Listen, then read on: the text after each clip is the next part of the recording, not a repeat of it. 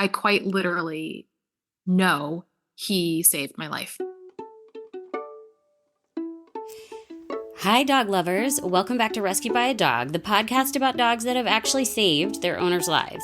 I'm Laura, host of the podcast as always, and today's episode is sponsored by the Etsy shop Rocks with a Story, where you can find exquisite rocks, gems, crystals, and minerals whose stories have been interpreted by the professional geologist Dr. Allie Gale. I absolutely love this store. I'm obsessed with crystals and rocks, and if you love them too, you can check them out at rockswithastory.etsy.com and use promo code ROCK10, that's all one word, capital letters, ROCK10 for 10% off your order. Now you're going to hear from Alexia, host of the wonderful podcast Mystic Dog Mama. She was having a dark night of the soul when a dog named Lucky literally showed up on her doorstep. Hi, Alexia. Hi, Laura. Thanks for talking to me about your dog today. Well, thanks for asking about my dog. He's my favorite thing to talk about. Tell me the name of the dog we're going to talk about, and what does he look like? My dog's name is Lucky, and he is a little 10-pound mini wolf. He's a little chihuahua who thinks he's a wolf. What color is he? He is white, and he's got some tan spots. And my favorite little marking that he's got are 3 little tan dots on his ear. I'm biased, but he's very cute. He's very cute. Hi, Lucky. Is Hi, it your friend cutie. Laura? It's Laura. Tell me how you found Lucky. Well, in reality, Lucky found me, and people often ask me if I rescued him, and my comment is actually he rescued me. He came to me in a period of my life where I was experiencing a dark night of the soul like I'd never experienced before. I mean, I'm very familiar with the dark night. I've had various points in my life of things radically changing and falling apart, and from a kind of spiritual perspective, understanding that I was being asked to make some different choices. But at this particular point, I felt lower than I'd ever felt in my life. But very much I've been on the spiritual path since being very young, since being born, really. And I had tried to fit myself into a variety of different boxes, like career-wise and life-wise, and that just never worked. And I was open to the fact that that didn't work and trusting that other things would start to come up. But I had felt about 10 years prior to this that I had made the decision to go into the arts. And I felt like, perhaps sort of foolishly, like this was the final decision that I had to make. Like, oh, I finally figured it out. This is what I'm going to be doing. And I pursued a professional career in the arts and was doing really well with it. And I was invited to do my PhD. And I did that to look at the kind of work that I was doing was using participatory art and design to help individuals look at how they could engage with big complex problems like climate change. And off the back of that, primarily women were asking me to coach them as well. But in both arenas, the postdoc was a really kind of toxic environment. And I also wasn't being fulfilled in the coaching area. And I just kind of had this moment of like, oh my God, what am I doing next? I thought I'd figured it out. I thought I knew what I was doing. And all of a sudden that is just falling apart. And that sort of sent me in this spiral of just feeling like I was lost and I didn't know what I was doing with my life. And so my mom had said to me, she said, why don't you come and spend an extended Christmas break? We'll spend some time in Mexico and you can just kind of like decompress and then figure out where things are going from that. And I thought, perfect. And I got here and I was still dealing with the same issues, right? It was still all around me. And that is what like really furthered me going down the kind of spiral of like, oh my God, what am I doing? Because I couldn't see a way out of it. I just couldn't see a possible future for me. And there was a part of me, I know this can be triggering for people, but I felt very suicidal. Like I felt very much like there's no point to this anymore. And if the point of life is just this constant disappointment and the constant grind and feeling completely unfulfilled, I want out. I was like sitting on this beautiful beach. And what really frightened me was that I felt nothing. Like in a place of paradise where I should feel so excited and like, oh, this is so beautiful and relaxed, I felt just darkness. And I even was looking at the kind of spiritual path as a way of like, okay, so how, if I'm going to take that perspective, how do I do all that I have to do to ensure that I never have to come back to this place again? Because the world is awful. In those moments, like you're reflecting on what's going on for you personally, but then it gets compounded with like just all the atrocities that we see in the world. And I just couldn't understand like how this existed. And it felt like this weight, just this dark, dark cloud and like a physical weight. And I felt like I had a weight on my chest and I couldn't even breathe properly. Like I just felt awful and like oppressed by everything. And I didn't know how to get myself from out under it. And I remember I walked back to the house that particular day. That was like the one day that it really sort of clicked for me. This is pretty lucky coming in. I walked back from the beach where I had thought that I would have an experience of like refreshing myself. And I walked back and I actually confessed to my mom. I was like, I used the words, I'm done. It's like, I'm done. I can't do this anymore.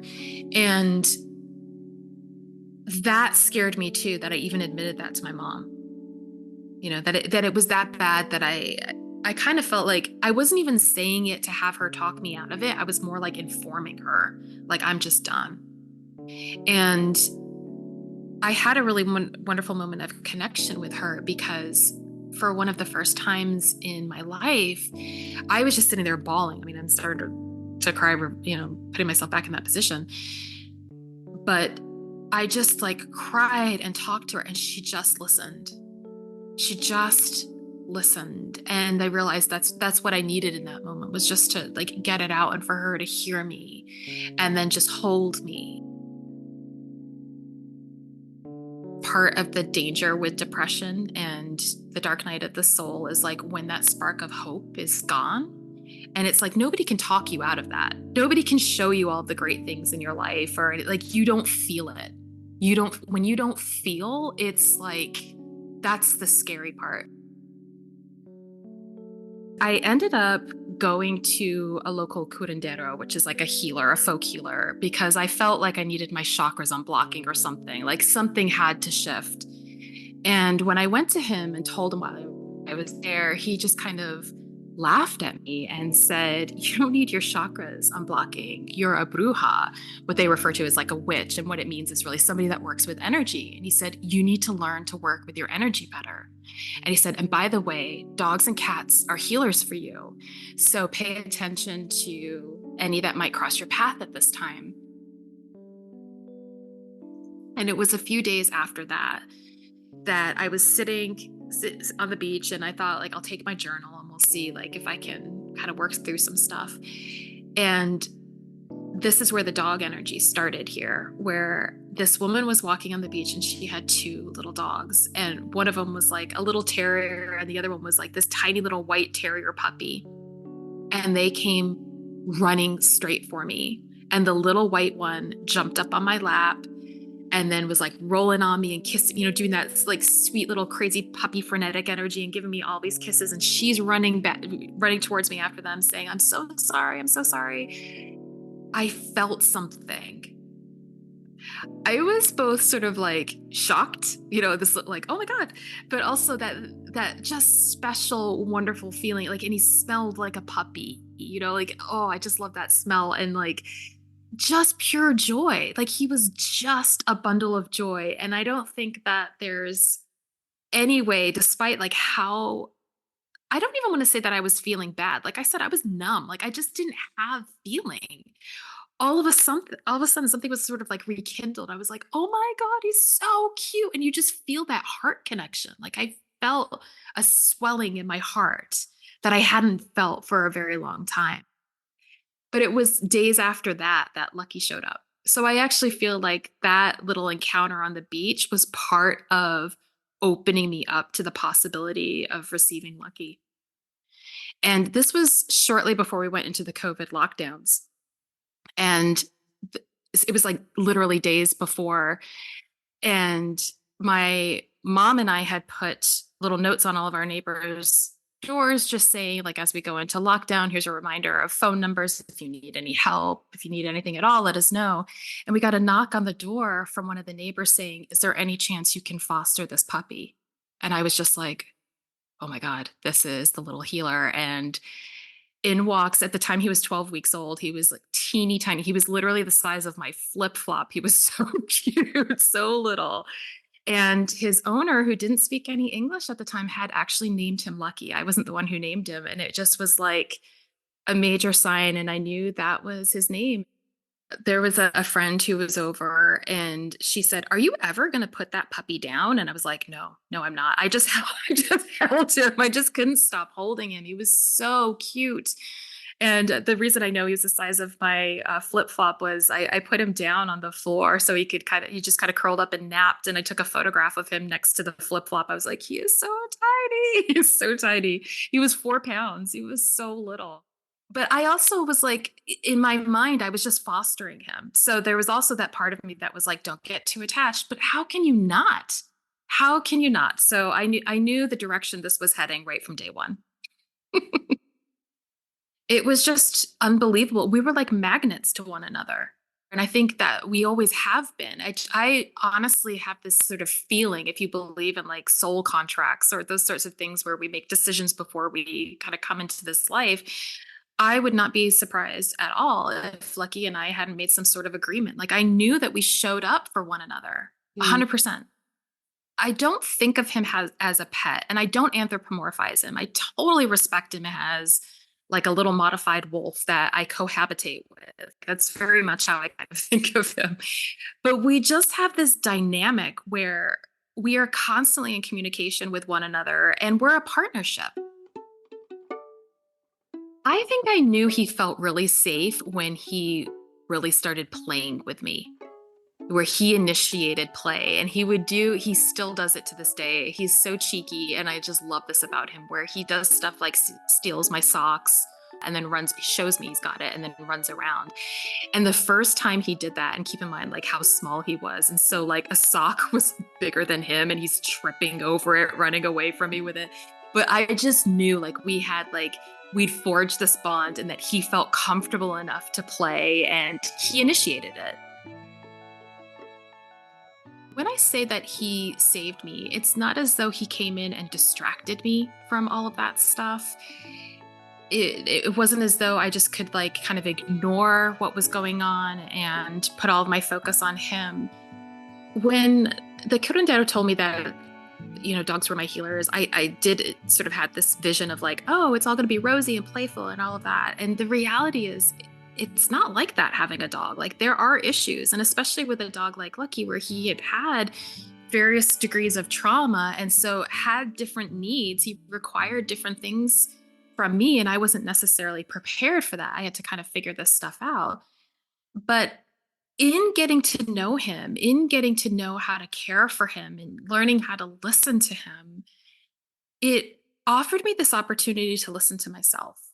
And what also started to happen was that my days during lockdown, which was difficult for everybody, but my days became so filled with purpose. And with the little things, I started doing practices like, because obviously, I have more of a mystical, spiritual bent. I'm very interested in energy. And I would turn things like putting his water bowl out into a daily ritual where I would fill the water bowl and I would place it near my heart and I would just concentrate on sending loving, healing energy, like that intention of filling him with love and health and placing it down.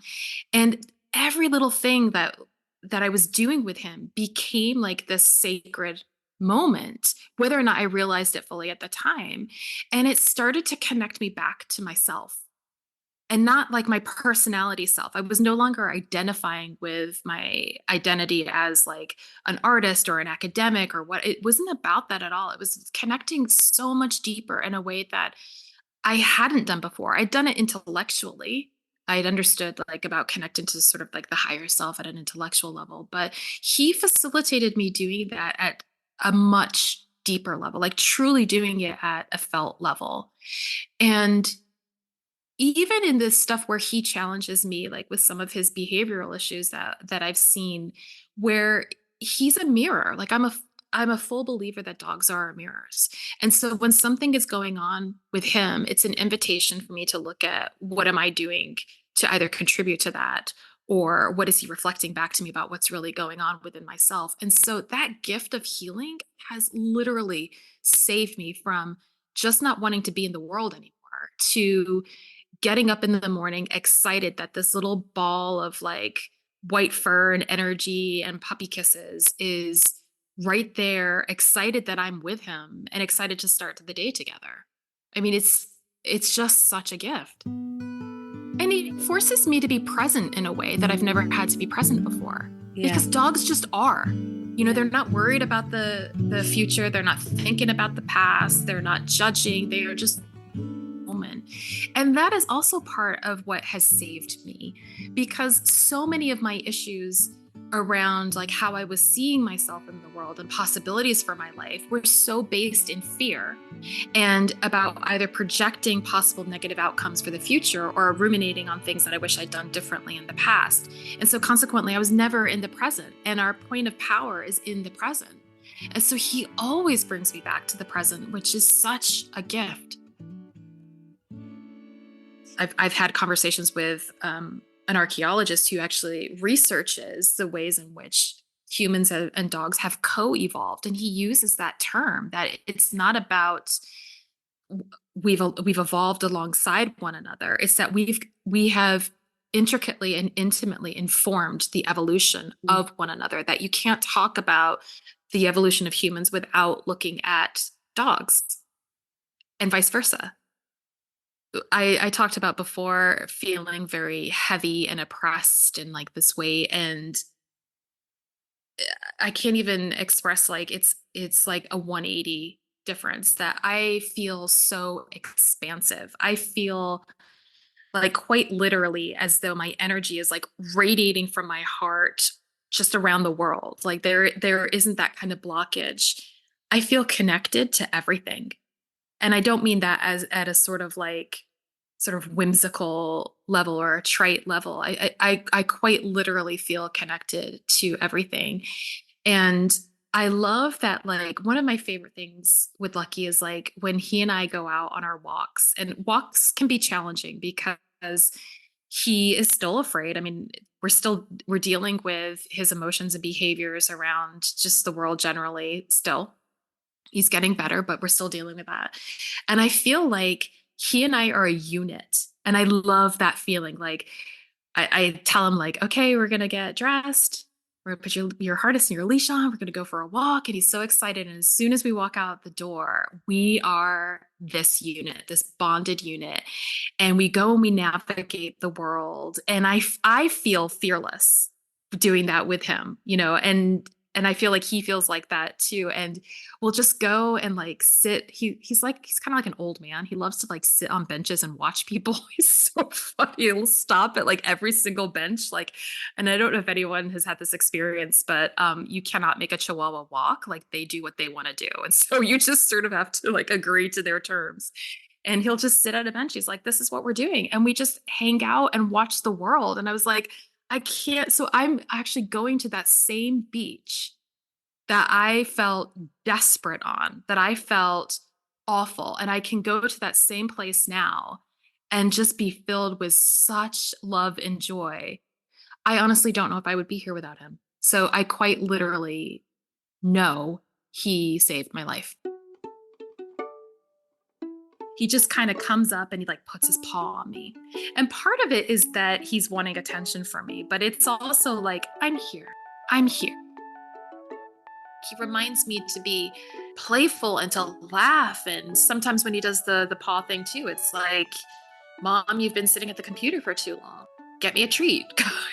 Come play with my toy. I mean, he just brings so much light and joy and humor. And he reminds me at such a deep core level of like why we're here. We're here to experience that. If you knew that Lucky understood human English, What would you like to say to him? Oh my gosh. There are so many things, and I talk to him all the time. And the thing that I tell him is how much I love him and how grateful I am for him and to him. Sorry, I don't think it's possible to truly express what he's done for me. He is an absolute light in my life. And I feel really honored that he chose me as his person.